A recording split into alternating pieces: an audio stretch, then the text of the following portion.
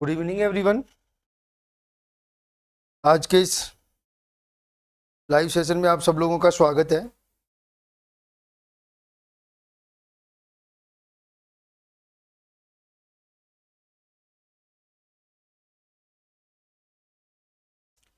देखो, कल हमारी क्लास नहीं हो पाई थी। मैंने पहले ही मना कर दिया था आप लोगों को। कल कुछ आउटिंग का था। आज हम लोग देखो, जो लास्ट क्लास 4 क्लास हमारी हो चुकी हैं उसमें हम लोग वर्क तक डिस्कस कर चुके हैं कि हम लोग देखो, मैंने जितनी भी क्लासें रखी हैं आई थिंक मेरा बेस्ट एफर्ट था और जितना इजी गोइंग में करवा सकता हूं करवा रहा हूं आप लोगों को। और देखो, ये सिंपल इजी गोइंग क्लासें हैं और आपको कहीं कोई इशू आ भी नहीं रहा होगा जहां तक मेरे को लगता है। तो एक बार आप कंटिन्यूटी के साथ चलते रहें। देखो, जितना हम लोग डिस्कस कर चुके हैं उससे आगे हम लोग बढ़ते हैं। अब देखो, उससे आगे बढ़ने का मतलब ये है कि हम लोग जो एक बेसिक आइडिया हमें लेना था वो ले लिया है। कुछ बेसिक थर्मोडायनेमिक वेरिएबल्स हमने डिस्कस कर लिए हैं। एक थर्मोडायनेमिक, वैसे तो एक नहीं 3-4 और पढ़ेंगे हम लोग। जैसे हम लोग पढ़ेंगे हीट कैपेसिटी, हम लोग पढ़ेंगे entropy, gives energy, gives Helmholtz energy. ये सारे थर्मोडायनेमिक वेरिएबल ही हैं। इन सारे थर्मोडायनेमिक वेरिएबल्स को हम लोग 1 बाय 1 करके डिस्कस करेंगे। लेकिन जिस सीक्वेंस में आई थिंक मैं समझता हूं सबसे बेस्ट एफर्ट है, उस सीक्वेंस के अकॉर्डिंग हम लोग थर्मोडायनेमिक्स डिस्कस कर रहे हैं। ठीक है, तो अब हम लोग आगे डिस्कस करते हैं। और आगे डिस्कस करने में सबसे पहले हम लोग बात करते हैं लॉ ऑफ थर्मोडायनेमिक्स के। और लॉ ऑफ थर्मोडायनेमिक्स में आपको पता है हम लोग बेसिकली 4 रूल पढ़ते हैं। और 4 रूल में देखो, एक जीरोथ रूल, एक फर्स्ट लॉ ऑफ थर्मोडायनेमिक्स, एक सेकेंड लॉ और एक थर्ड लॉ। तो देखो, जो हमारा जीरोथ लो है इसको तो हम लोग बाद में डिस्कस करेंगे। देखो, लास्ट में मैं बता दूंगा आप लोगों को, या बीच में कहीं नीड होगी तो मैं बता दूंगा कि क्या होता है जीरोथ लो। बाकी जो मोस्ट इंपॉर्टेंट चीजें हैं वो हम लोग स्टार्ट करते हैं फर्स्ट लॉ ऑफ थर्मोडायनेमिक्स से। और फर्स्ट लॉ ऑफ थर्मोडायनेमिक्स क्या कहता है? देखो, first law of thermodynamics basically, देखो हमने जितनी भी थर्मोडायनेमिक क्वांटिटी पढ़ी है ना अभी तक, जितनी भी थर्मोडायनेमिक क्वांटिटी हमने पढ़ी है अभी तक, वो उन सब पे बेस्ड है। हमने क्या क्या पढ़ा? देखो, हमने इंटरनल एनर्जी पढ़ ली, हमने क्यू पढ़ लिया, हमने डब्ल्यू पढ़ लिया। और इन तीनों पे ही, या इन तीनों थर्मोडायनेमिक वेरिएबल्स पे जो डिपेंड करता है वो हमारा फर्स्ट लॉ ऑफ थर्मोडायनेमिक्स है।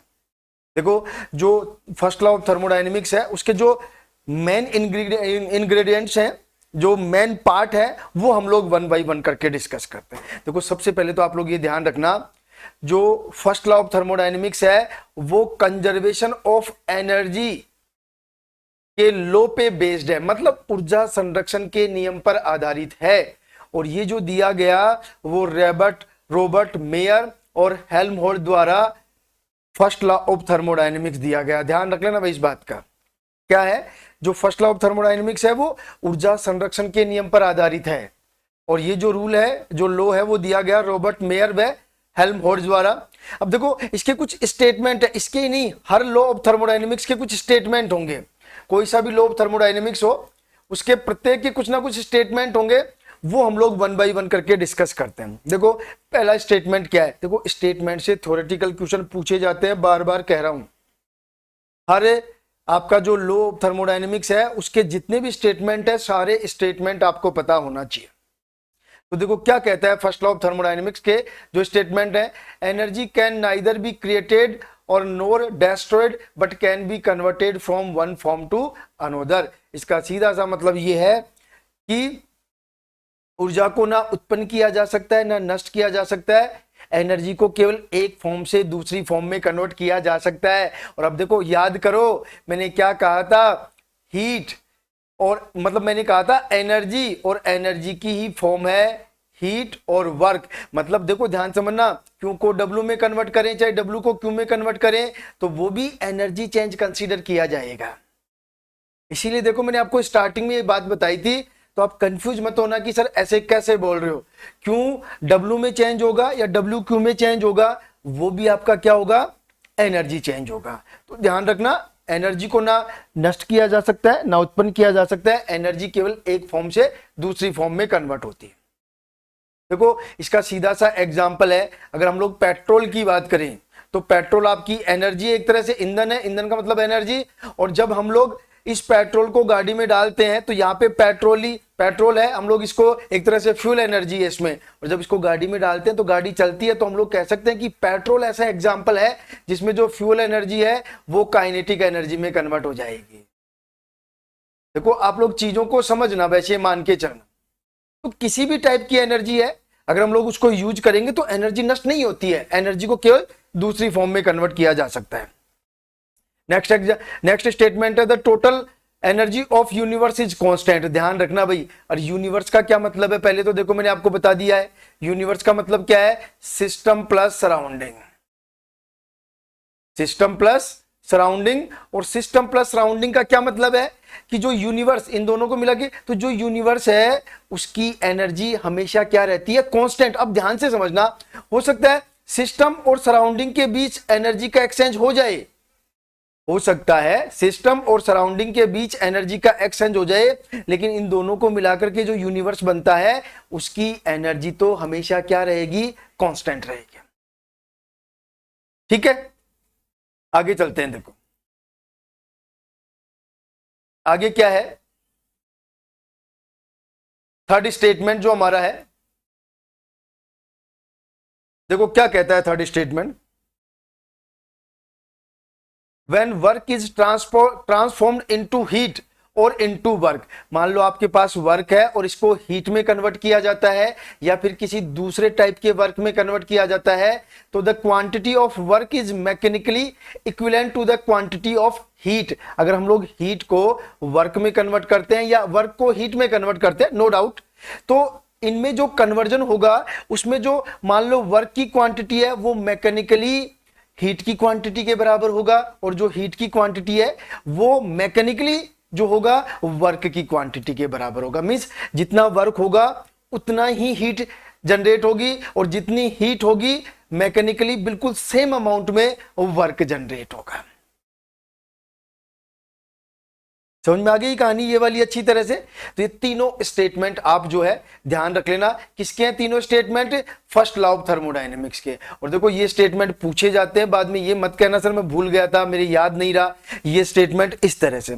अब देखो अभी तक आपने बहुत सारी चीजें पढ़ी हैं, लेकिन अब एक बार थोड़ा सा जज करके पढ़ना चीजों को, जिस तरह से मैं बता रहा हूं आप लोगों को।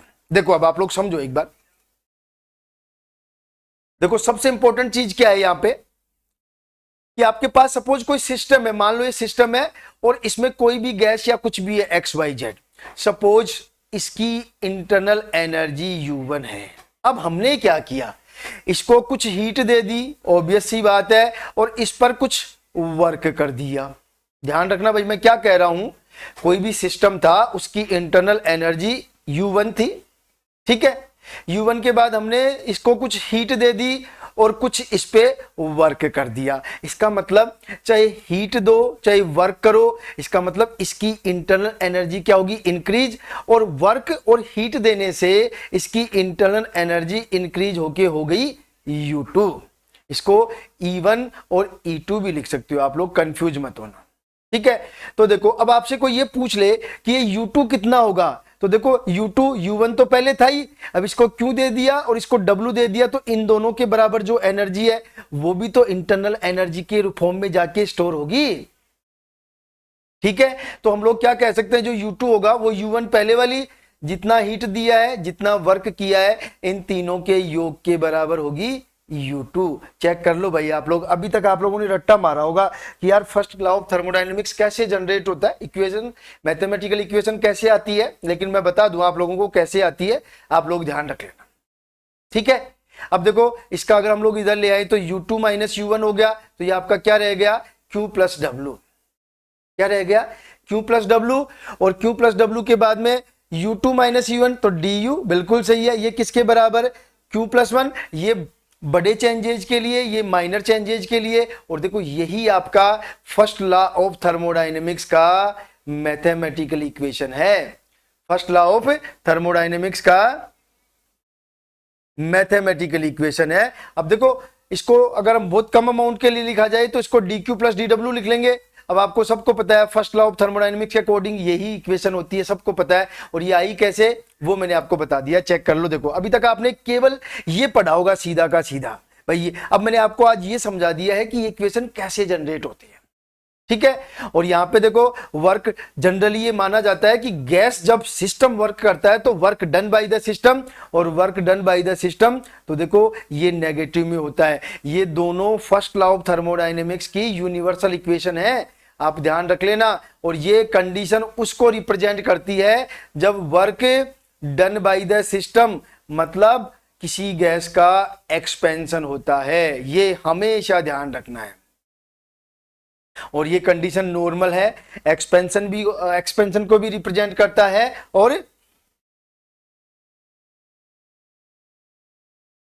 आगे बात समझ में, ये थोड़ा सा ध्यान रख लेना आप लोग। तो ये यूनिवर्सल इक्वेशन आपको हमेशा ध्यान रखनी है फर्स्ट लॉ ऑफ थर्मोडायनेमिक्स के। अब देखो आपको इससे आगे आपको पता चल गया कि हम लोग जो फर्स्ट लॉ ऑफ थर्मोडायनेमिक्स है उससे दो इक्वेशन निकालते हैं।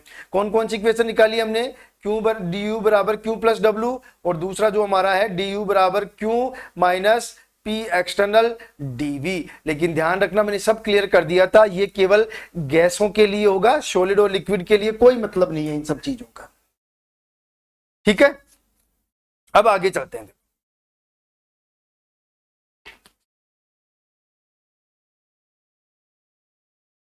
नेक्स्ट कंसेप्ट क्या है हमारा, नेक्स्ट कंसेप्ट नहीं है, अब हम लोग इस फर्स्ट लॉ ऑफ थर्मोडायनेमिक्स को एप्लीकेबल करेंगे बहुत सारी प्रोसेस पर। कि अगर आपके पास ये तो एक यूनिवर्सल इक्वेशन है, इस इक्वेशन से हम लोग डेल्टा ई इंटरनल एनर्जी में चेंज, हीट चेंज और वर्क कैलकुलेट कर सकते हैं। अब कौन से सिस्टम के लिए कौन सा थर्मोडायनेमिक वेरिएबल किस तरह से चेंज होगा वो हम लोग देख लेते हैं। देखो अब देखो आप, ये बहुत इंपॉर्टेंट टेबल मैंने आप लोगों को दे दी है और यहां से आपको सब कुछ क्लियर हो जाएगा। देखो ये टेबल है, एक टेबल और बनाएंगे जब हम लोग यहां पे वर्क कैलकुलेट करेंगे। हम लोग एक टेबल और बनाएंगे जब हम लोग वर्क कैलकुलेट कर लेंगे, लेकिन उसके लिए हम लोग एक दो चीजें और पढ़ेंगे पहले, और हम लोग पढ़ेंगे हीट कैपेसिटी। उसके बाद में मैं आपको एक हेडिंग डलवाऊंगा, क्या हेडिंग डलवाऊंगा कि work done in various process, कि जो बहुत सारी प्रोसेस है, 5 प्रोसेस मैंने आपको बताई थी, इन पांचों प्रोसेस में वर्क डन कितना होता है वो हम लोग लास्ट में डिस्कस करेंगे। फर्स्ट लॉ ऑफ थर्मोडायनेमिक्स के बेसिस पे यहाँ पे हम लोग केवल इतना डिस्कस करेंगे कि जो फर्स्ट लॉ ऑफ थर्मोडायनेमिक्स के अकॉर्डिंग जो वेरियस टाइप ऑफ जो आपकी प्रोसेस है, जैसे समतापी, समदाबी, समायतनिक, रुदोष्म, उनमें इंटरनल एनर्जी Q और W की वैल्यूज क्या होंगी, कितनी होंगी, वो हम लोग कैलकुलेट कर लेते हैं। देखो आगे चलते हैं। देखो अगर आइसोथर्मल है, देखो बता सब कुछ चुका हूं, बस एक जगह मेरा पर्पस था कि एक जगह ये सारा मैटर आप लोगों को मिल जाए बस, ठीक है। अब देखो आप लोग,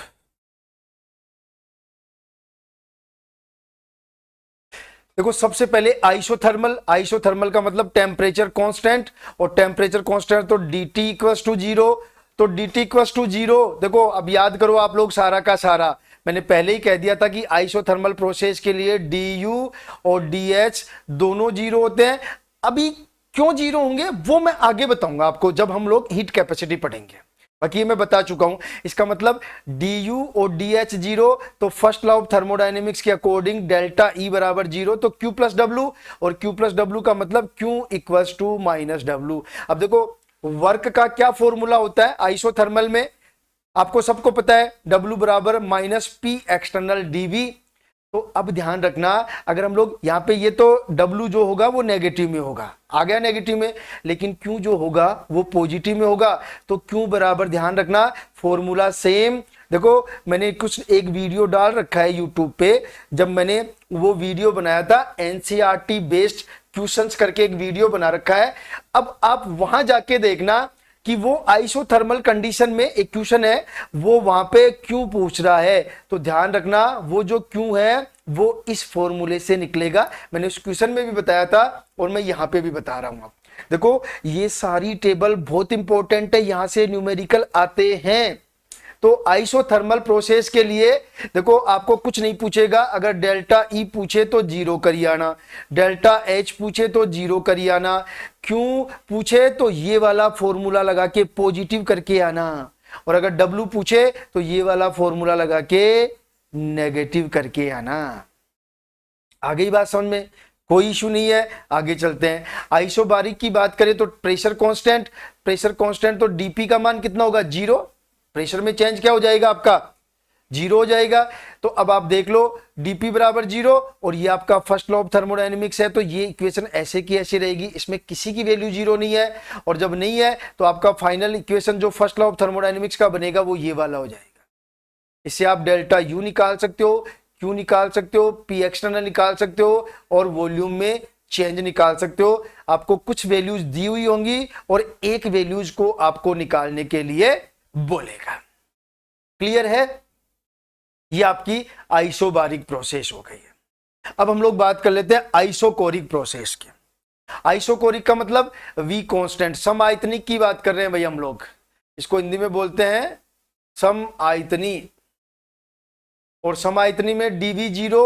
अब देखो मैंने पहले ही कह दिया है, जो समआयतनिक है या आइसोकोरिक है उसके लिए तो वर्क हमेशा 0। ये लो भाई, फॉर्मूला भले ही मैंने लिख दिया हो लेकिन इसके लिए वर्क हमेशा 0, और वर्क हमेशा 0। तो एक और इंपॉर्टेंट चीज यहां पे ध्यान रख लेना, जो इंपॉर्टेंट चीज है फर्स्ट लॉ ऑफ थर्मोडायनेमिक्स के अकॉर्डिंग मैं यहां से बता रहा हूं, डी यू बराबर क्या होता है? Q plus W. तो डब्ल्यू तो आपका 0 हो गया, तो आपका क्या आएगा? डी यू बराबर क्यू। और इस कंडीशन में मैं पहले ही बता चुका हूं कि जो डी यू होती है वो क्यू वी के इक्वल होती है, ये ध्यान रख लेना। अब देखो ये चीज मैं पहले कह चुका हूं कि अगर आपके पास आइसोकोरिक कंडीशन है, देखो आपको सबको पता है हीट कैसा, मतलब हम लोग ये कह सकते हैं कि हीट जो है वो एक तरह से इंटेंसिव प्रॉपर्टीज है, सॉरी वो एक तरह से जो हमारा फंक्शन है, हम लोग ये कह सकते हैं, सॉरी हम लोग क्या कह समझते हैं कि हीट जो है वो पाथ फंक्शन है। लेकिन ध्यान रखना, अगर आइसोकोरिक कंडीशन की बात करेंगे तो ये स्टेट फंक्शन होता है। मैं पहले भी बता चुका हूं, heat of isochoric process is state function. इसका तो आप माइंड में सेट कर ही लो अच्छे वाला, आपको कहीं कोई इशू नहीं होना चाहिए इस बात में। और ऐसे कि ऐसे एडियाबैटिक में क्यू का मान क्या होगा? ये 0, और ये 0 तो फर्स्ट लॉ ऑफ थर्मोडायनेमिक्स के अकॉर्डिंग क्या होगा? डी यू बराबर क्यू प्लस 0। तो यहाँ पे ये तो हो गया 0, तो आपका क्या आ जाएगा? डी यू बराबर डब्ल्यू। ये लो, ठीक है। और इस कंडीशन में क्या निकल के आता है? वही बात कि आपका वर्क जो है वो पाथ फंक्शन है। लेकिन ध्यान रखना आइसो एडियाबैटिक कंडीशन में, ध्यान रखना एडियाबैटिक कंडीशन में ये वर्क जो है वो स्टेट फंक्शन होता है। देखो मैंने 2-3 जगह क्या 3-4 बार बता दी होगी ये बात, आप भूल मत जाना इन सारी चीजों को, अदरवाइज फिर आपको लगेगा कि यार ये छोटी छोटी चीजें रह गई है हमारी। ठीक है, बस एक और हमारा रह गया है आइसो। देखो ये टेबल है ना, ये टेबल जो आपको दिख रही है इस समय बोर्ड पे, वो आप लोगों को बहुत काम देगी, मान के चलना। यहां से देखो आप लोग न्यूमेरिकल निकालना स्टार्ट कर दो, और न्यूमेरिकल्स के लिए आपको क्या करना है? एनसीईआरटी आपके पास है, एनसीईआरटी एग्जाम्पलर आपके पास है। मैं भी 1-2 वीडियोस और डालूंगा, मतलब मैं आपको टोटल 5 वीडियोस दे दूंगा थर्मोडायनेमिक्स के क्वेश्चन के। तो अगर हम लोग एन एवरेज 20, 17, 18 क्वेश्चन भी ले तो आपके पास लगभग लाइव सोल्यूशन, मतलब लाइव तो नहीं होंगे लेकिन रिकॉर्डेड सॉल्यूशन में लगभग 80 से 85 क्वेश्चन मिल जाएंगे आप लोगों को। 80 से 85 क्वेश्चन अगर लाइव सोल्व होते हैं, आपको उनका सॉल्यूशन, वीडियो सॉल्यूशन मिलता है, तो मैं मानता हूं कि वो मोर देन सफिशिएंट है। आगे बात समझ में? एक चीज और बस लास्ट, साइक्लिक प्रोसेस के लिए हम लोग ये सारी चीजें और देख लेते हैं। और साइक्लिक प्रोसेस में क्या है, देखो मैं पहले ही बता चुका हूं। देखो अब ऐसे काम आती हैं चीजें। साइक्लिक प्रोसेस में ड्यू कितना होता है भाई? 0। और आपको पता ही है कोई भी स्टेट फंक्शन हो साइक्लिक प्रोसेस में, जो भी स्टेट फंक्शन होता है वो सारे 0 होते हैं। इसका मतलब delta E0 according to first law of thermodynamics क्या है? डी यू बराबर क्यू प्लस डब्ल्यू या डब्ल्यू प्लस क्यू, कोई इशू नहीं है। तो ये तो 0 हो गया, तो ये आपका क्या आ गया? W plus Q. और डब्ल्यू प्लस क्यू का मतलब डब्ल्यू बराबर माइनस क्यू, और माइनस क्यू तो डब्ल्यू, वही कहानी वापस। अब ध्यान रखना लेकिन इस चीज का, अब आप लोग इस चीज का ध्यान रखना। देखो एक और इंपॉर्टेंट चीज बताता हूं, पहले ये बता दूं, मेरे एक चीज और याद आ गई। अब देखो ध्यान से समझना, तो W बराबर माइनस क्यू, तो इसको हम लोग क्या लिख सकते हैं, ये भी तो हो सकता है माइनस W बराबर क्यू। ठीक है, तो ध्यान रखना अगर ये W का जो सिंबल है वो क्या होता है, W का formula minus P external DV, तो क्यों क्या होगा यहां पे, ध्यान रख लेना ये हमेशा पॉजिटिव में जाएगा। मतलब अगर हम लोग यहां से कहें अच्छी तरह से, अगर कोई भी सिस्टम है हमारा और अगर उसका साइक्लिक प्रोसेस है, तो देखो अगर क्यों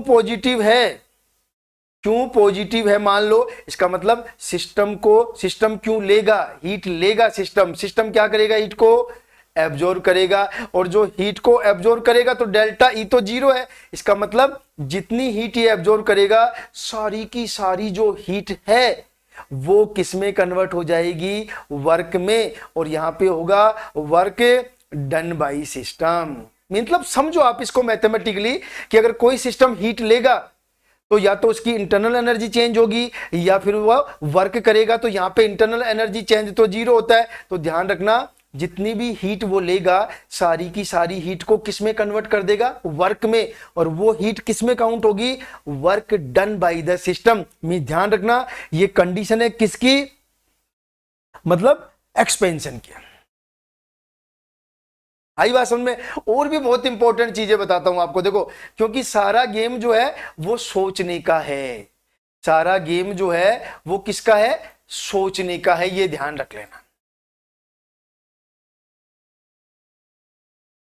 आ गई बात समझ में। सारा का सारा जो गेम है वो क्या है, सोचने का है, आप अच्छी तरह से सोच लें। मान लो मैंने आपको पहले भी बताया था एक बार, जैसे ही है थोड़ा सा ऊपर कर लेता हूं, मैं फिर कह रहा हूं, मान लो आपको, अब आप समझना, थोड़ा सा पहले भी बता चुका हूं, मान लो आपके पास कोई सिस्टम है, मान लो ये सिस्टम है आपके पास, ठीक है, और अगर ये सिस्टम है सपोज, तो हम लोग इस सिस्टम को हीट नहीं दे रहे हैं, क्यों, क्या है यहां पे जीरो है, हीट चेंज जीरो है, और मान लो ये W वर्क कर देता है, ये जो है वो किसके बराबर हो जाएगा, ये मान लो W वर्क कर देता है, और जब W वर्क कर देगा, ध्यान से समझना मेरी बात को आप, जब ये W वर्क कर देगा, मान लो work done by the system, तो आपसे ये पूछा जाता है कि इसकी डेल्टा G में क्या चेंज होगा। मतलब आपको चार ऑप्शन दे देगा, delta E increases, delta E decreases, delta E बराबर जीरो, और डेल्टा E में भी और में नोट भी चेंज, में भी और में नोट भी चेंज। अब आप थोड़ा सा सोचो, अब आपको चीजें समझ में आनी चाहिए अच्छी तरह से कि अब अगर आपको समझ में आ रही है तो अब आप कंसेप्ट अप्लाई करो। आपको मैंने क्या कहा है कि कोई सिस्टम है जिसको हीट नहीं दी जाती है, फिर भी वह W वर्क करता है, मतलब उस गैस का एक्सपेंशन होता है। इसका मतलब आपको क्या समझ में आया कि अब हीट तो दी नहीं, इसका मतलब ये जो वर्क करेगा उसके लिए एनर्जी कहां से लेगा या हीट कहां से लेगा, वो इस W डेल्टा E से लेगा। इसका मतलब ध्यान रखना कि अगर कोई एडियाबैटिक प्रोसेस है, अब ध्यान से समझना, देखो आप लोग, मैं बता दूं, मैंने लिख रखा है यहां पे, ये वाली सिचुएशन जरूर ध्यान रखना आप लोग, ये वाली सिचुएशन की बात कर रहा हूं मैं। अगर आपको कोई ये कह दे कि मान लो एक एडियाबैटिक प्रोसेस में किसी गैस का एक्सपेंशन हो रहा है, एडियाबैटिक, आपको सिंपल से कह दे in adiabatic expansion of a gas, तो आपको देखो पता चल जाएगा एडियाबैटिक एक्सपेंशन का मतलब work done by the system. तो ये जो इक्वेशन बनेगी वो बनेगी du बराबर माइनस W। ध्यान रख लेना अच्छी तरह से, ठीक है। इसका मतलब क्या हुआ, हम लोग ये कह सकते हैं कि W बराबर माइनस du, कि जितना वर्क होगा उतना ही डेल्टा U जो है वो डिक्रीज होगी। इसका दूसरा तरीका और है भाई, जो मैंने बता दिया, अगर कोई सिस्टम वर्क कर रहा है मतलब उसका एक्सपेंशन हो रहा है, तो उसको तो एनर्जी चाहिए, एनर्जी बाहर से मिल नहीं रही, तो वो एनर्जी कहां से खर्च करेगा, अपने पास जो स्टोर है इंटरनल एनर्जी। तो अगर मान लो कोई भी गैस का एडियाबैटिक एक्सपेंशन होता है, मान लो, तो मान के चलना उसकी इंटरनल एनर्जी हमेशा डिक्रीज होती है। ऐसे सोचो, आप ट्यूशन पढ़ करके क्वेश्चन नहीं कर पाओगे, ध्यान रख लेना इस बात का। जब तक मेरी बातों पे ध्यान नहीं दोगे ना आप कि हमें पता कैसे लगाना है, आपको देखो वर्डिंग पे ध्यान देना है। मैं क्या बोल रहा हूं, adiabatic expansion of free gas in adiabatic expansion of gas, ये ध्यान रखना। एडियाबैटिक एक्सपेंशन ऑफ गैस, तो ध्यान रखना वहां पे हमेशा इंटरनल एनर्जी डिक्रीज होगी। ठीक है, ऐसे ही देखो आपसे क्या क्वेश्चन पूछा जाता है और बताऊं आपको, देखो आपसे पूछ लिया, मान लो इन, आपको क्या कहा जाएगा, मान लो इन आइसोकोरिक प्रोसेस, अब ध्यान से समझना, आपको कह दिया जाए, देखो वर्डिंग का मतलब बता रहा हूं, in isochoric process, in isochoric process a system absorbs Q heat, बस इतना सा मान ले, a system absorb Q heat. अब देखो नंबर 1 पे दे देगा, आपको कह देगा डीई इंक्रीजेज, आपको कह देगा डीई डिक्रीजेज, आपको कह देगा डीई बराबर 0, आपको कह देगा नन ऑफ दीज, या मे बी और मे नोट बी इंक्रीज। तो अब आप देखो दिमाग लगाना थोड़ा सा। अब देखो कैसे क्वेश्चन होते हैं वो बता रहा हूं मैं आप लोगों को। ये देखो एक सिस्टम है, आपने क्या किया, इसको क्यों हीट दिया, ठीक है। अब देखो मैंने क्या बोला है, आइसोकोरिक, और आइसोकोरिक बोला है, इसका मतलब डेल्टा V बराबर 0, तो इसमें वर्क तो हो गया 0। अब आप समझ लेना, देखो तो हमारा इक्वेशन क्या होता है, DE बराबर Q प्लस W, तो ध्यान रखना ये तो 0 हो गया, तो DE बराबर Q, और देखो Q जितना ज्यादा पॉजिटिव होगा DE भी उतना ही पॉजिटिव होगा। इसका मतलब एक सिंगल लाइन में क्या कह दिया उसने, इन आइसोकोरिक प्रोसेस इस सिस्टम एब्जॉर्ब क्यों हीट, तो जितनी हीट लेगा वो सारी की सारी हीट इसकी इंटरनल एनर्जी को इंक्रीज करने में खर्च होगी, क्योंकि सिस्टम वर्क तो कर ही नहीं रहा है, क्योंकि आइसोकोरिक प्रोसेस है, क्योंकि आइसोकोरिक प्रोसेस है। आ गई बात समझ में, चेक कर लो भाई आप लोग अच्छी तरह से, यहां तक किसी को कोई भी इशू नहीं होना चाहिए। देखो किसी को कोई भी इशू नहीं होना चाहिए, ये छोटी छोटी चीजें हैं। देखो आप जब तक आप मैं जैसे समझा रहा हूं वैसे थर्मो को नहीं समझोगे, मैं बता रहा हूं इतना इजी है थर्मो, मैं थर्मो के क्वेश्चन बिना पेन चलाए सोल्व कर देता हूं, केवल और केवल इन कंसेप्ट्स के बेसिस पे कि कब किस प्रोसेस में क्या होगा। तो जितनी भी प्रोसेस मैंने बताई है, ये तीनों चारों जो प्रोसेस मैंने बताई है, आप इनको अच्छी तरह से तैयार कर लेना भाई, ये लो अच्छी तरह से समझ लो। वही कहानी आइसोथर्मल में, आइसोथर्मल में भी वही कहानी। आइसोथर्मल में अगर गैस का एक्सपेंशन हो रहा है, ध्यान रखना, अगर आइसोथर्मल कंडीशन है और गैस का एक्सपेंशन हो रहा है तो भी क्या होगा, चेक कर लेना, जितनी की जितनी हीट होगी वो सारी की सारी W में कन्वर्ट हो जाएगी। मतलब जितनी हीट हमें उसे देंगे सिस्टम को, अब इंटरनल एनर्जी चेंज तो 0 है, तो जितनी हीट देंगे सारा का सारा वर्क में कन्वर्ट हो जाएगा। मैकेनिकली इक्वल होता है, जो तीसरा स्टेटमेंट मैंने बोला है। वैसे तो ये भी पढ़ते हैं कि कभी भी वर्क को 100% हीट में कन्वर्ट नहीं किया जा सकता और हीट को वर्क में कन्वर्ट नहीं किया जा सकता, वो थ्योरेटिकल चीजें हैं, लेकिन मैकेनिकली हम लोग दोनों को क्या लिखते हैं, हमेशा इक्वल लिखते हैं, ध्यान रख लेना।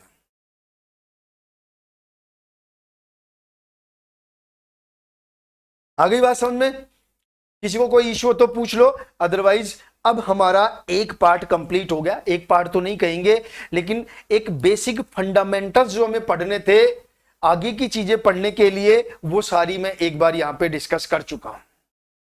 चेक कर लो भाई आप लोग एक बार यहां तक, अगर किसी को कोई इश्यू है तो आप लोग पूछ सकते हो। देखो आप लोगों को लगता ही है, मैं ईमानदारी से एक बात बताऊं आप लोगों को, आप यकीन नहीं मानोगे, मतलब मैं वो बात बताना चाह रहा हूं जो बच्चे ये कहते हैं कि सर लाइव लो हमारा बैच, जो बच्चे क्या कहते हैं लाइव बैच के लिए बोलते हैं। मैं आपको एक ईमानदारी से बात बताऊं आप लोगों को, आज की तारीख में आप यकीन नहीं मानोगे, लेकिन मैं फिर भी बता रहा हूं, मेरे पास आज की तारीख में 117 बच्चे रजिस्टर्ड है असिस्टेंट प्रोफेसर के कोर्स में।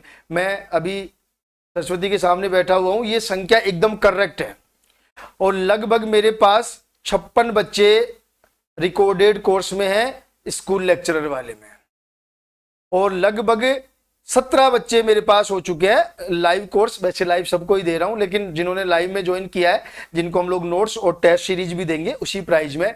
अब आप जोड़ के देखो कि मेरे पास प्रेजेंट में कितने बच्चे रजिस्टर्ड है।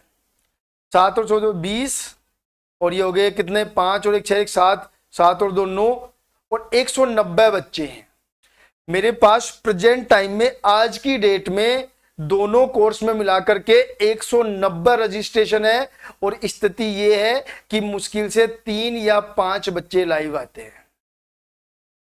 यह स्थिति है बच्चों की, अब आप खुद देख लो। और मैं पूरी ईमानदारी से बता रहा हूं, ये जो डिजिट मैंने बताई है इसमें एक भी डिजिट ईमानदारी से ज्यादा नहीं है। इसलिए वही कहानी है, बच्चों का पता नहीं क्या माइंड सेट है। आएंगे मेरे पास किस लिए, सर मेरे को लाइव कोर्स लेना है, सर मेरे को लाइव पढ़ना है सारा का सारा, और लाइव। फिर अब आप स्थिति देख लो लाइव की क्या स्थिति है।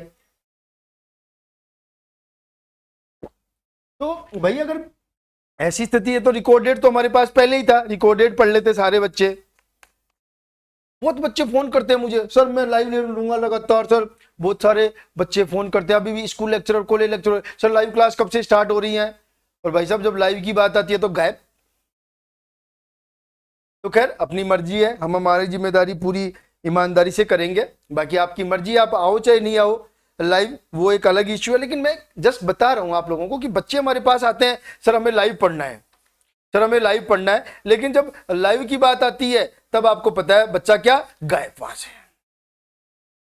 ठीक है, अब देखो हम लोग एक और टर्मिनोलॉजी पढ़ लेते हैं जिसे हम लोग बोलते हैं हीट कैपेसिटी। क्या बोलते हैं उसे हम लोग, हीट कैपेसिटी बोलते हैं। उष्माधारिता, क्या बोलते हैं, उष्माधारिता। देखो अगर आपको याद हो तो 12th क्लास में फिजिक्स में बहुत बड़ा चैप्टर है ये, कंडक्टर वाला चैप्टर जो था, कैपेसिटर वाला सॉरी। खैर वो और ये चैप्टर बहुत अलग है, लेकिन हमें कुछ समझना है तो हम लोग देख लेते हैं यहां से। देखो हीट कैपेसिटी क्या होती है, पहले तो ये ध्यान रख लेना। हीट कैपेसिटी अगर जनरल टर्म्स में मैं बोलूं तो कोई भी सिस्टम कितनी हीट एब्जॉर्ब कर सकता है, दैट्स ऑल, क्लियर। कोई भी सिस्टम कितनी हीट एब्जॉर्ब कर सकता है, या कोई भी सिस्टम अपने पास कितनी हीट रख सकता है, that's called heat capacity of that system. कहानी खत्म। अब देखो हमारे पास कोई भी सिस्टम है जिसमें एक्स वाई जेड कोई भी मैटर है। बेसिकली बात मैं वही करूंगा, मैक्सिमम केसेज हम लोग गैस की बात करते हैं। ठीक है, अब अगर इस गैस का कोई भी टेम्परेचर है, मान लो T केल्विन, और इस गैस का टेम्परेचर हमें बढ़ा के करना है T+1 केल्विन, मतलब मुझे 1 केल्विन, अब यहां पे देखो 1 डिग्री सेंटीग्रेड बोल दो चाहे 1 केल्विन बोल दो, वो बात सेम ही है। आप उसमें ज्यादा कंफ्यूज मत होना कि सर आपने तो केल्विन बताया, उसमें तो 1 डिग्री। भाई हम लोग डिफरेंस की बात नहीं करते, हम लोग वैल्यू की बात नहीं कर रहे, हम लोग एक का डिफरेंस है, वो सेंटीग्रेड में हो चाहे केल्विन में हो। अगर 273 0 डिग्री सेंटीग्रेड में 1 जोड़ेंगे तो 1 डिग्री सेंटीग्रेड हो जाएगा, अगर 273 केल्विन में 1 जोड़ेंगे तो 274 केल्विन हो जाएगा। तो डोंट गेट कंफ्यूज कि सर केल्विन बोलें कि सेंटीग्रेड, कोई इश्यू नहीं है। तो आपका टी था, टी में हमें T+1 करना है, मतलब हमें 1 डिग्री सेंटीग्रेड बढ़ाना है। हमें 1 डिग्री सेंटीग्रेड बढ़ाना है तो टेम्परेचर कब बढ़ेगा, मैं पहले ही बता चुका हूं, टेम्परेचर का सीधा सीधा रिलेशन है हीट से। हीट जितनी ज्यादा होगी टेम्परेचर उतना ज्यादा होगा, तो हम लोग इसको क्या देंगे, हीट देंगे। किस लिए दे रहे हैं, इसका 1 डिग्री सेंटीग्रेड टेम्परेचर बढ़ाने के लिए। बस अब ये कितनी हीट दी है और कितना टेम्परेचर चेंज हुआ है, इन दोनों का रेशियो जो है वो आपका हीट कैपेसिटी कहलाएगा। बस इतना सा सिस्टम है। तो हम लोग यहां पे क्या बोल सकते हैं, total heat required to raise 1 degree centigrade या 1 degree kelvin temperature of any matter, that's called heat capacity. मतलब सीधा सा सिंपल सा वर्ड बता रहा हूं कि अगर किसी भी सिस्टम का 1 डिग्री सेंटीग्रेड या 1 केल्विन टेम्परेचर इंक्रीज करना है तो उसे कितनी हीट देनी पड़ेगी, वो उसकी उष्माधारिता होती है। इसका मतलब उसका टेम्परेचर पहले 1 डिग्री कम था, अब 1 डिग्री बढ़ गया, तो जो हीट दी वो टेम्परेचर की फॉर्म में एक तरह से स्टोर हो गई है सिस्टम में, उसे ही हम लोग हीट कैपेसिटी बोल रहे हैं, बस और कुछ नहीं है। अब किसी दूसरे सिस्टम को जरूरत होगी ना, तो ये हीट इसने जो एब्जॉर्ब कर रखी है, स्टोर कर रखी है, वो दूसरे सिस्टम को दे देगा और इसका टेम्परेचर क्या हो जाएगा, फिर डिक्रीज हो जाएगा। ये बात देखो, समझना है चीजों का, सारा जो कंसेप्ट है वो समझने का ही है। देखो सारी जो चीजें हैं वो केवल समझने की हैं, बस आपको कंसेप्ट पता होना चाहिए कि कौन सा कंसेप्ट कहां पे अप्लाई होगा। तो इसका मतलब सीधा सा है कि अगर हमें इतना चेंज करना है तो हमें क्यों हीट लेनी पड़ेगी, और 1 डिग्री सेंटीग्रेड या 1 केल्विन के लिए क्या लिखेंगे फिर, क्यू अपॉन डी टी। तो ये जो क्यू अपॉन डी टी है वही हमारा हीट कैपेसिटी है। और कुछ चीजें जो आपको पता भी है मैं और बता देता हूं, पहले भी बता चुका हूं, ये हीट कैपेसिटी एक्सटेंसिव प्रॉपर्टीज है। ऐसी प्रॉपर्टीज है, एक्सटेंसिव प्रॉपर्टीज है और पाथ फंक्शन है, ये भी मैं पहले बता चुका हूं आप लोगों को। दोनों इंपॉर्टेंट फैक्टर बहुत बार पूछा जाता है हीट कैपेसिटी के लिए। और हीट कैपेसिटी जो है वो कैसा फंक्शन है, पाथ, क्योंकि पाथ फंक्शन का मतलब पाथ पे डिपेंड करेगा, मतलब कितनी हीट दी है उसी पे तो डिपेंड कर रहा है ना। देखो यहां पे भी हम लोग देख सकते हैं, क्यों आपका पाथ फंक्शन है तो सी भी पाथ फंक्शन होगा। ये आपकी एक तरह से, ये तो खैर एक्सटेंसिव नहीं है, ये तो बाउंड्री प्रॉपर्टीज है, और सी जो है वो एक्सटेंसिव प्रॉपर्टीज होगी।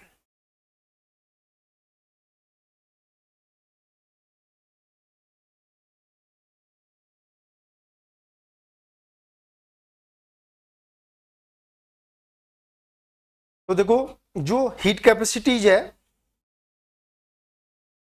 तो एक जनरल फॉर्मूला जो मैंने अभी आपको बताया, ये वाला जो हमारा जनरल फॉर्मूला था, ठीक है।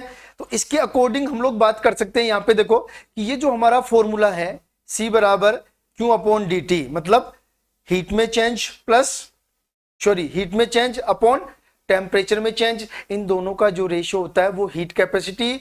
और ये हीट कैपेसिटी बेसिकली एम ग्राम या एन मोल सब्सटेंस की, मतलब कितने भी ग्राम सब्सटेंस हो सकता है और कितने भी मोल सब्सटेंस हो सकता है। अगर उसकी हीट कैपेसिटी का फॉर्मूला देखेंगे तो उसकी हीट कैपेसिटी का फॉर्मूला होता है C बराबर Q अपॉन डी टी।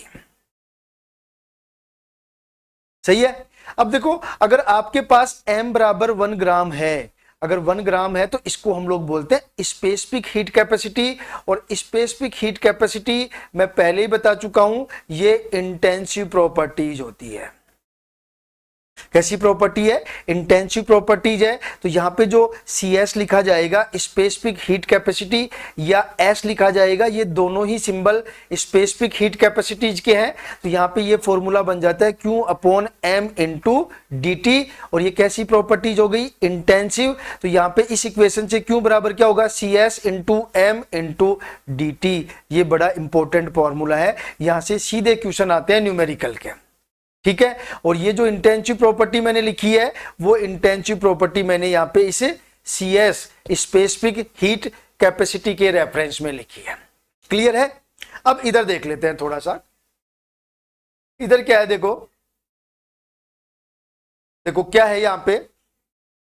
अगर आपके पास कोई सब्सटेंस जो है वो n मोल है, अभी 1 ग्राम की बात की तो स्पेसिफिक हीट कैपेसिटी, अगर आपका सब्सटेंस 1 मोल है, 1 मोल है, तो इसे हम लोग बोलेंगे मोलर हीट कैपेसिटी। और मोलर हीट कैपेसिटी का फॉर्मूला ये वाला हो जाएगा, Cm बराबर Q upon N into D T. और यहां पे N जो है वो नंबर ऑफ मोल्स, ठीक है। तो जो मोलर हीट कैपेसिटी है वो भी इंटेंसिव प्रॉपर्टीज हो गई। हीट कैपेसिटी जो है एक्सटेंसिव प्रॉपर्टी है, लेकिन मोलर हीट कैपेसिटी और अभी जो बताई थी स्पेसिफिक हीट कैपेसिटी, दोनों की दोनों इंटेंसिव हीट प्रॉपर्टीज है। और यहां से हम लोग Q की वैल्यू निकाल सकते हैं। Q की वैल्यू क्या आएगी, Q बराबर N into CM into D T. और ये N जो है वो नंबर ऑफ मोल्स को रिप्रेजेंट कर रहा है। अब यहां पे फिर एक कहानी आ गई कि जो आपका नंबर ऑफ या मोलर हीट कैपेसिटी है एट कांस्टेंट वॉल्यूम, ध्यान रख लेना, molar heat capacity at constant volume. Molar heat capacity constant volume को हम लोग रिप्रेजेंट करते हैं CV से, और इसको लिखा जाएगा NCV dt। और देखो अब आप याद करो, मैंने अभी बताया था कि अगर आइसोकोरिक प्रोसेस है या कांस्टेंट प्रेशर है तो dq इक्वल्स टू qv होता है। तो क्यू के बराबर ये, तो ध्यान रखना du, ये हमें बार बार जरूरत पड़ेगी, ये इंपॉर्टेंट फॉर्मूला है। du बराबर NCV dt, आगे बताऊंगा मैं। और इसी इक्वेशन से तो आता है आइसोथर्मल प्रोसेस के लिए du बराबर 0, क्योंकि dt 0 है तो du बराबर 0।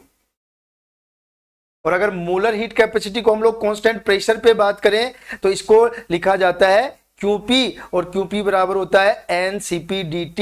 ध्यान रख लेना भाई। और यहां पे फिर वही बात देखो, मैंने कहा था eight constant pressure delta H बराबर QP। आ गई बात समझ में। और जब QP बराबर होगा तो डेल्टा H बराबर क्या आ जाएगा, NCP/dt। और NCP/dt का मतलब अगर टेम्परेचर कांस्टेंट है, आइसोथर्मल है, तो डेल्टा H बराबर 0। अब आपको समझ में आ गया होगा कि जो आइसोथर्मल प्रोसेस होती है उसके लिए डेल्टा E बराबर डेल्टा H बराबर 0 क्यों होता है, ये ध्यान रखना। आ गई भाई बात समझ में। अच्छी तरह से समझ लो सारी चीजों को, आपको कहीं कोई कंफ्यूजन नहीं होना चाहिए। इससे बेस्ट तरीका नहीं मिल सकता आपको चीजें समझने का। आप चाहे कहीं पढ़ के देख लो, किसी बुक में पढ़ के देख लो। आई बात समझ में। देखो एक इंपॉर्टेंट चीज मैं बता दूं आप लोगों को, ये क्यों लिखा जाता है डेल्टा H या फिर H बराबर होता है E+PV। तो ध्यान रखना, अगर आपकी प्रोसेस, मैंने सॉरी H बराबर क्या लिखते हैं, E+PV। तो अगर आपकी आइसोकोरिक प्रोसेस होती है तो ये तो होता था 0, आइसोकोरिक प्रोसेस में ये तो हो जाता है 0। लेकिन अगर आइसोबारिक प्रोसेस है तो सॉरी हाँ, अगर आइसोबारिक प्रोसेस है तो ये 0 नहीं होता, ये रह जाता है E+PV। ये आप अच्छी तरह से समझ लो। तो आपको समझ में आ गई हीट कैपेसिटी का क्या कंसेप्ट है। सारा का सारा कंसेप्ट आपको पता होना चाहिए। स्पेसिफिक हीट कैपेसिटी क्या है, मोलर हीट कैपेसिटी क्या है, हीट कैपेसिटी क्या है, molar heat capacity at constant volume क्या है, molar heat capacity eight constant pressure क्या है, आप अच्छी तरह से समझ लो। और इसी हीट कैपेसिटी के इक्वेशन से आपको वो बात समझ में आएगी कि क्यों आइसोथर्मल प्रोसेस में डेल्टा E और डेल्टा H जो होता है वो 0 कंसीडर किया जाता है। क्लियर है। अब थोड़ा सा और पढ़ लेते हैं हीट कैपेसिटी के बारे में, और वो क्या है हमारा मोलर हीट कैपेसिटी के बारे में। देखो कुछ इक्वेशंस इनका कोई मतलब नहीं, मैं पहले ही बता चुका हूं। हीट कैपेसिटी क्या है पहले ही बता चुका हूं, स्पेसिफिक हीट कैपेसिटी क्या है, मोलर हीट कैपेसिटी क्या है, सब कुछ मैं बता चुका हूं। अब पढ़ लेना बस, कोई मतलब नहीं है।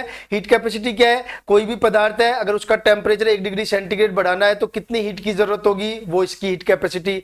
स्पेसिफिक हीट मतलब अगर आपके पास 1 ग्राम सब्सटेंस है और उसका टेम्परेचर आपको 1 डिग्री सेंटीग्रेड बढ़ाना है तो उसमें जितनी हीट की रिक्वायर्ड होगी वो स्पेसिफिक हीट कैपेसिटी होगी। मोलर हीट कैपेसिटी क्या होती है, अगर आपके पास 1 मोल सब्सटेंस है और उस सब्सटेंस का टेम्परेचर हमें 1 डिग्री सेंटीग्रेड बढ़ाना है, उसके लिए जितनी हीट की रिक्वायर्ड होगी दैट्स कॉल्ड इस molar heat capacity, that's called molar heat capacity. ठीक है। अब थोड़ा सा इस मोलर हीट कैपेसिटी के बारे में और देख लेते हैं। ये मोलर हीट कैपेसिटी 2 तरह की होती है, जो मैं बता चुका हूं, बस समझने के लिए बता रहा हूं आपको।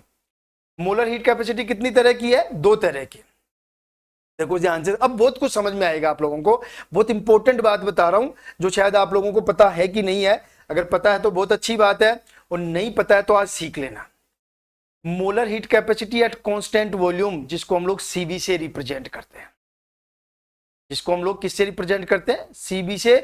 और molar heat capacity at constant volume मतलब सीधा सीधा है कि उस कंसेप्ट में या उस प्रोसेस में या उस सिस्टम का जो W होगा वो 0 हो जाएगा। लेकिन अगर कांस्टेंट प्रेशर पे बात करें तो जो मोलर हीट कैपेसिटी होगी उसको CP से रिप्रेजेंट करेंगे, और इसमें जो वर्क होगा वो होगा -P एक्सटर्नल dV। यहाँ पे वर्क नॉट इजिकल्स टू 0 होगा, क्योंकि यहाँ पे टेम्परेचर प्रेशर सॉरी यहाँ पे कांस्टेंट प्रेशर है ना कि वॉल्यूम। जहां पे वॉल्यूम कांस्टेंट होता है वहां पे वर्क 0 होता है। देखो डेफिनेशन मैंने बताई दी है। डेफिनेशन का क्या है, at constant volume, at constant volume अगर हमारे पास 1 मोल सब्सटेंस है, ठीक है, इसका अगर हमें 1 डिग्री सेंटीग्रेड टेम्परेचर बढ़ाना है तो इसके लिए जितनी हीट की जरूरत होगी दैट्स कॉल्ड सीवी। अब देखो बहुत इंपॉर्टेंट बात बताता हूं आपको। अब आपको समझ में आए, देखो ऐसे समझ में आती है चीजें। अब आपको पता चलेगा, अब आपको पता चलेगा कि चीजें कैसे समझ में आएंगी, मैं क्यों इतना जोर देता हूं चीजों पे। अब देखो आप समझो, देखो मान लो ये कोई भी हमारा एक सिस्टम है, ये क्या है हमारा, कोई भी एक सिस्टम है। मान लो क्या है हमारा सिस्टम है। अब देखो अगर ये कांस्टेंट वॉल्यूम पर है तो इसका मान W बराबर तो क्या हो जाएगा आपका 0। आपका क्या हो जाएगा W बराबर 0। इसका मतलब ध्यान से समझना बाप कि जितनी हीट हम लोग इसको देंगे ना वो सारी की सारी हीट टेम्परेचर इंक्रीज करने में खर्च हो जाएगी। बात समझ में आ रही है मेरी अच्छी तरह से? जितनी की जितनी हीट देंगे सारी की सारी टेम्परेचर इंक्रीज करने में खर्च हो जाएगी, क्योंकि सिस्टम तो वर्क करेगा नहीं, क्योंकि यहां पे आइसोकोरिक प्रोसेस है। अब देखो हम लोग बात करें इधर, अब इधर समझो थोड़ा सा, देखो इधर क्या समझना है, ये आपके पास एक सिस्टम है, आई बात सुनना। अब सिस्टम में क्या है, अब ये आइसोबारिक है, इसका मतलब यहां वर्क 0 तो नहीं है, तो ध्यान रखना इसको जब हम लोग हीट देंगे, मान लो क्यों हीट दिया, तो इसका कुछ पार्ट तो वर्क करने में खर्च हो जाएगा और बचा हुआ पार्ट जो होगा वो टेम्परेचर इंक्रीज करने में खर्च होगा। अगर हमें 1 डिग्री सेंटीग्रेड बढ़ाना था, इसका मान लो 1 डिग्री सेंटीग्रेड बढ़ाना था, तो जितनी हीट दी, मान लो जितनी जरूरत थी पूरी की पूरी हीट दी, 1 डिग्री सेंटीग्रेड बढ़ गया।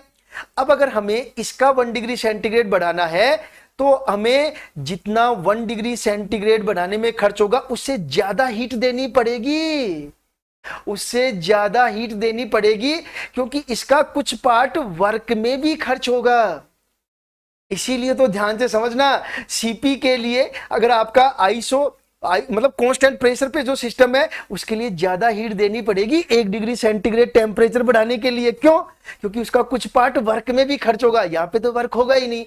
इसका मतलब सबसे मेन कारण यही है कि आपका सीपी जो होता है वो हमेशा सीवी से ज्यादा होता है। क्यों? क्योंकि थोड़ा सा सिस्टम को वर्क भी करना पड़ता है कांस्टेंट प्रेशर पर, जबकि कांस्टेंट वॉल्यूम पर सिस्टम को वर्क नहीं करना पड़ता है। ये चीज है समझने की सबसे इंपॉर्टेंट चीज जो आज की क्लास में मेरी तरफ से थी। जो आगे बात समझ में। अब देखो बाकी तो सारा आपको पता ही है। अब आप देखो, अब आप समझने की कोशिश करना कि सीपी सीवी से ज्यादा क्यों होता है। अब आपको समझ में आ जाएगा अच्छी तरह से। शायद आज तक जो आप लोग रट्टा मार रहे थे, आई थिंक ये चीज आज के बाद आपको लगेगा कि हाँ यार, मतलब ये बड़ा इंपॉर्टेंट कंसेप्ट है। ठीक है, आगे चलते हैं। देखो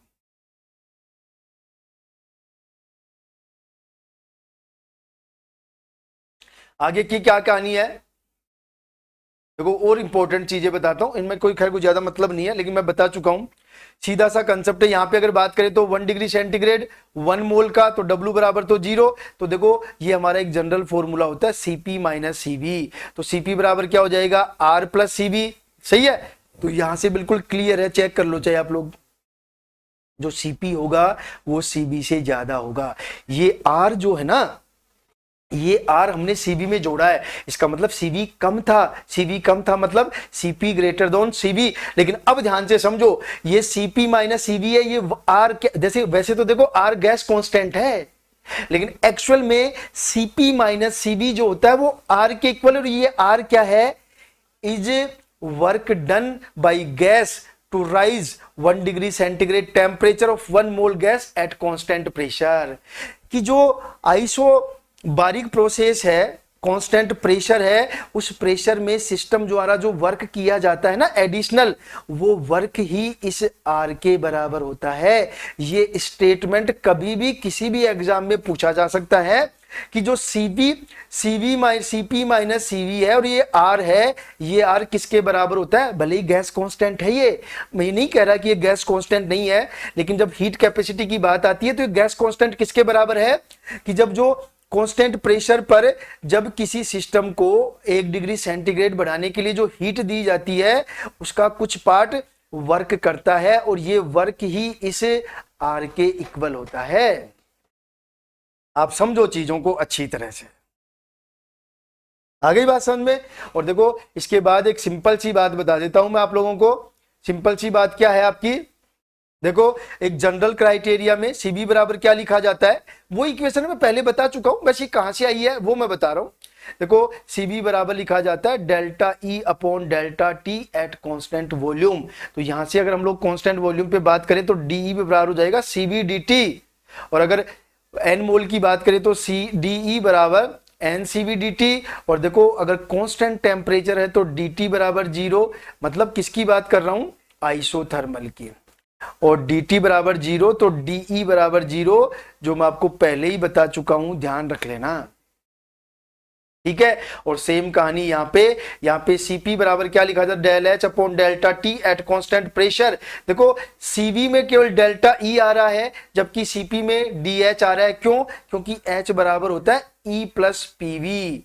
तो देखो कांस्टेंट वॉल्यूम पे तो ये 0 हो जाता है तो डेल्टा E लिखते हैं, लेकिन कांस्टेंट प्रेशर पे ये पीवी 0 नहीं है, इसलिए ये H किसके बराबर है, डेल्टा E प्लस पीवी के बराबर। तो मीन्स यहाँ पे क्या लिखेंगे, अब H लिखेंगे, क्योंकि जो एंथैल्पी चेंज है वो E प्लस पीवी के बराबर है। और यहां से आ जाएगा DH बराबर CpDT, और वही DH बराबर NCpDT N मोल के लिए। और अगर आइसोथर्मल प्रोसेस है तो DT बराबर 0, तो डेल्टा H बराबर भी 0। ये लो, जो कि मैं आपको शुरू से पढ़ाता आया हूं, और बार बार मैं ये कह रहा था कि आपको आगे बताऊंगा मैं ये कि DH और DE क्यों 0 होते हैं आइसोथर्मल प्रोसेस के लिए। तो आई थिंक अब आपको समझ में आ गई होगी ये सारी कहानी कि क्यों DE और DH 0 होते हैं आइसोथर्मल प्रोसेस के लिए। और आई थिंक आपको ये बात भी, देखो ये फॉर्मूले बहुत इंपॉर्टेंट हैं, कुछ फॉर्मूले मैं आगे भी बताऊंगा आपको। जैसे एक तो वो हमारा कौन सा वाला, डेल्टा E बराबर Q प्लस W वाला, एक ये फॉर्मूला डेल्टा E बराबर CvDT, एक ये फॉर्मूला डेल्टा CpDT। ये फॉर्मूले अपने आप में बहुत इंपॉर्टेंस रखते हैं, ध्यान रख लेना भाई। एक W वाला फॉर्मूला, W बराबर माइनस P एक्सटर्नल dV, एक और फॉर्मूला होता है -2.303 nRT log V2 upon V1। ये फॉर्मूले फंडामेंटल फॉर्मूले हैं थर्मोडायनेमिक्स के, और ये आपको सारे पता होना चाहिए अच्छी तरीके से, ठीक है भाई। यहां तक एक बार चेक करो आप लोग, अगर किसी को कोई भी इश्यू है तो आप लोग मेरे से पूछ लो। एक बार यहां तक चेक करो आप लोग।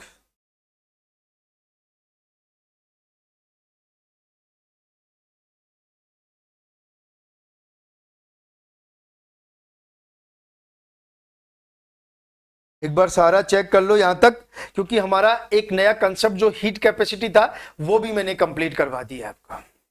एक बार यहां तक चेक करो, हीट कैपेसिटी में किसी को कोई इश्यू हो तो आप लोग पूछ सकते हो। चले आगे, आगे चलते हैं। देखो ये तो खैर सिंपल चीजें हैं, एक दो चीजें और मैंने लिख दी हैं। देखो अगर आपके पास गैस है, ये भी ध्यान रखना है, तो गैसों के लिए Cp ग्रेटर देन Cv होता है, ये आप हमेशा ध्यान रख लेना। और Cp माइनस Cv बराबर R होता है N मोल के लिए, और NCp माइनस NCv बराबर NR N मोल के लिए। ध्यान रखना, सॉलिड के लिए Cp equals to Cv, gas के लिए Cp इक्वल्स टू Cv। और मैंने पहले बताया था क्योंकि इनके लिए delta H equals to delta E होता है भाई। चेक करो आप, देखो ये छोटी छोटी चीजें इसलिए बताता हूं मैं कि ये बहुत काम आती हैं आगे चल करके। आ गई बात समझ में? आगे चले, एक बार यहां तक देख लो, अगर किसी को कोई भी इशू हो तो आप लोग पूछ सकते हो। एक बार देखो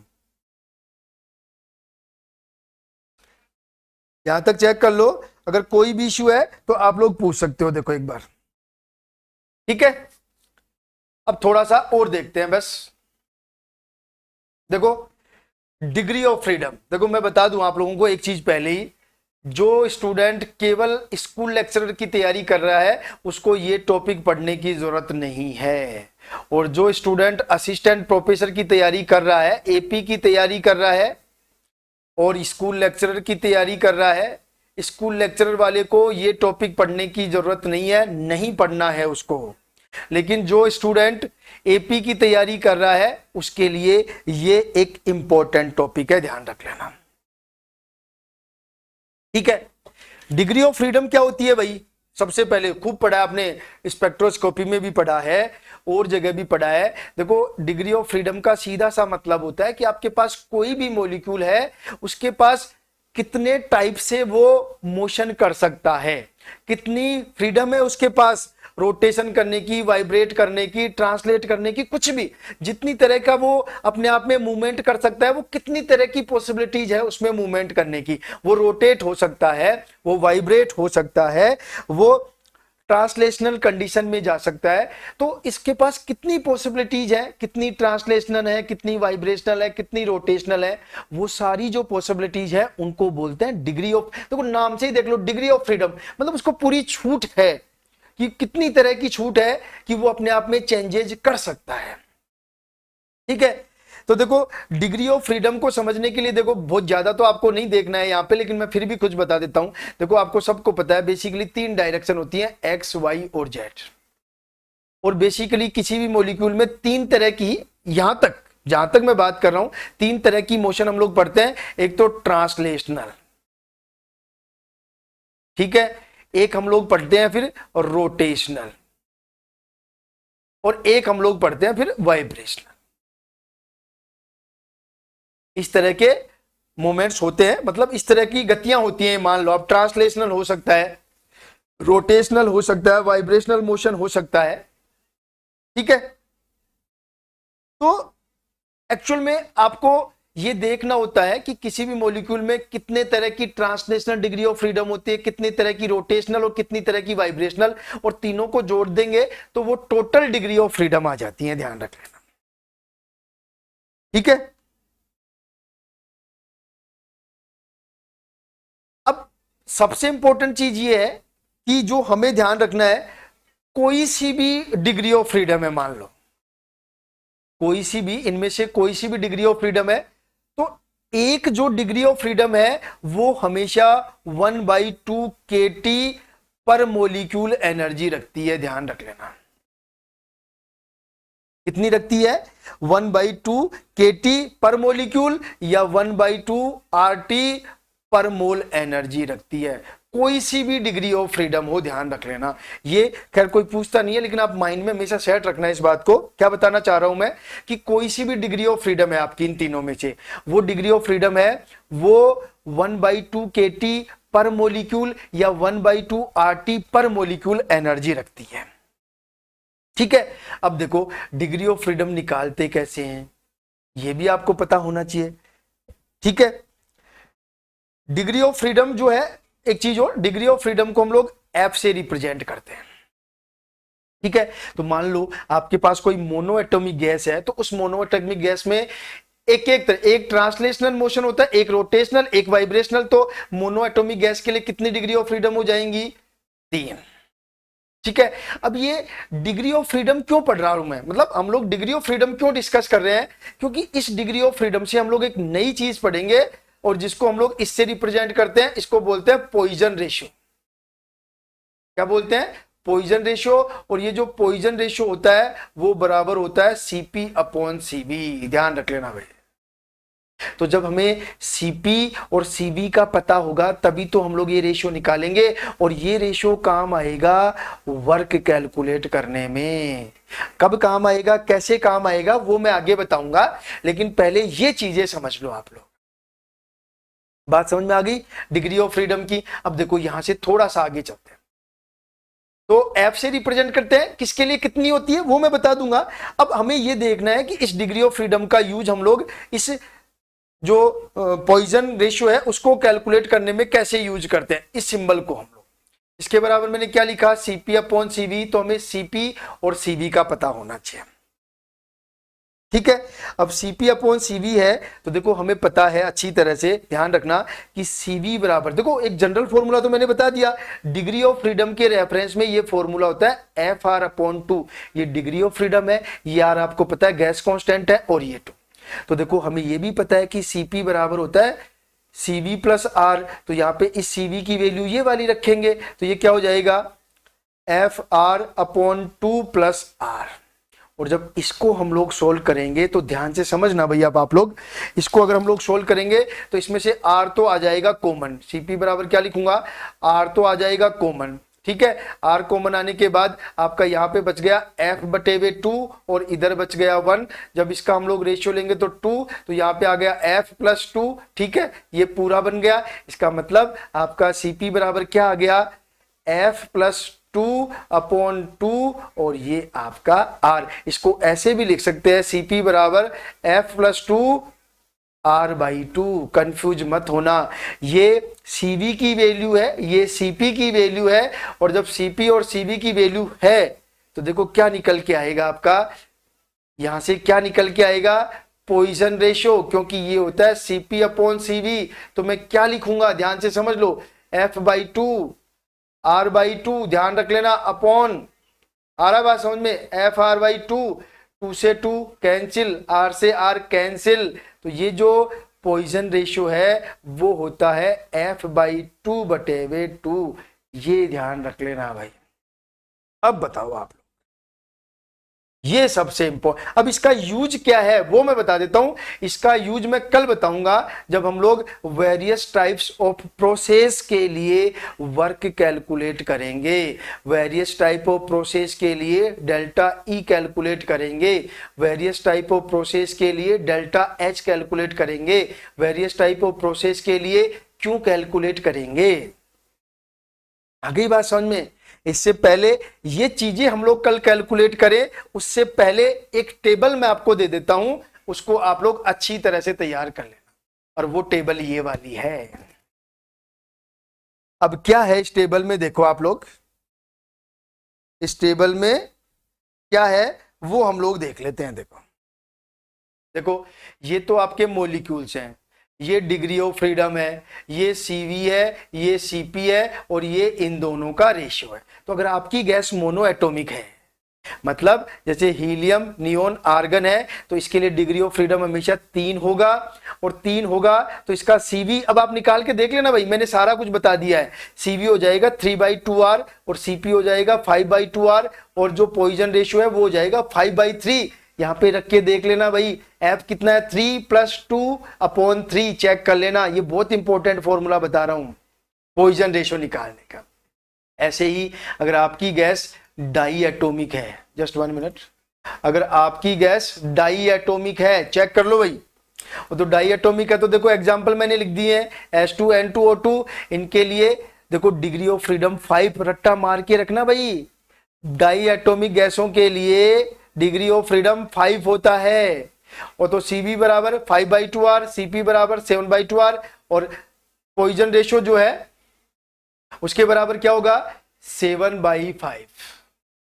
देखो, अब आप देखो जो मैंने बताया है फॉर्मूला, F + 2/F, इससे निकाल के देखना, इससे निकाल के देखना। और इसी तरह से अगर आपकी ट्राई एटॉमिक गैस है, तो ट्राई एटॉमिक गैस के केस में आपका 2 तरह के मॉलिक्यूल्स हो सकते हैं, लीनियर और नॉन लीनियर। लीनियर के लिए degree of freedom 7, non linear के लिए डिग्री ऑफ फ्रीडम 6। इसका CV ये, इसका CV ये, आप निकाल के देख लेना, फॉर्मूला मैंने बता दिया है। और CP ये, और जो पॉइजन रेशियो है वो ये वाला, चेक कर लो भाई आप लोग। अब देखो, इस पॉइजन रेशियो की जो इंपॉर्टेंस है वो मैं आपको कल बताऊंगा। कुछ प्रोसेस, मतलब ऐसा नहीं है कि यहां से क्वेश्चन बनता है, कई बार वो पूछ सकता है, थोड़ा सा अलग हटके अगर क्वेश्चन आता है तो। बाकी स्कूल लेक्चर वालों को तो ये टॉपिक पढ़ना ही नहीं है, मैं बता दूं आपको, बस कॉलेज वालों को पढ़ना है। तो इसको थोड़ा सा कल हम लोग कंटिन्यू करेंगे, वेरियस टाइप्स ऑफ सिस्टम के लिए वर्क वाला कंसेप्ट। इससे पहले हम लोग वो डिस्कस करें, इससे पहले कुछ फंडामेंटल इक्वेशंस आप लोग ध्यान रख लेना। फंडामेंटल देखो मैंने ये बता दिया है, इरिवर्सिबल के लिए, रिवर्सिबल के लिए वर्क हमेशा ध्यान रखना है। देखो ये मैं डिस्कस कर चुका हूं, ये मैं डिस्कस कर चुका हूं, ये मैं डिस्कस कर चुका हूं। इन सारी इक्वेशंस का यूज करते हुए कल हम लोग सबसे पहले डिस्कस करेंगे वर्क फॉर डिफरेंट प्रोसेस। और देखो वर्क फ्रॉम डिफरेंट प्रोसेस हो जाएगा, उसके बाद ये मान के चलना कि आपका एक पार्ट थर्मोडायनेमिक्स का कंप्लीट। उसके बाद हम लोग सीधा एंट्रोपी पे आएंगे और सेकंड लॉ ऑफ थर्मोडायनेमिक्स पे आएंगे। तो कल की क्लास में हम लोग जो डिस्कस करने वाले हैं वो हमारा होगा एक तो एंट्रोपी, और एंट्रोपी के बाद में सेकंड लॉ ऑफ थर्मोडायनेमिक्स हम लोग डिस्कस करेंगे, ठीक है। उसके बाद हम लोग सीधा जी पे आ जाएंगे, जी के बाद ए पे आ जाएंगे, और वो सारा डिस्कस करने के बाद हम लोग जूल थॉमसन कोफिशिएंट पे आएंगे, और उसके बाद हम लोग फाइनली मैक्सवेल इक्वेशन पे। मैक्सवेल इक्वेशन के बाद हम लोग वापस थर्मो पे आएंगे और हम लोग डिस्कस करेंगे थर्मोकेमिस्ट्री का। आ गई बात समझ में। तो आज के लिए इतना ही, कल मिलेंगे, तब तक के लिए सबको शुभ रात्रि।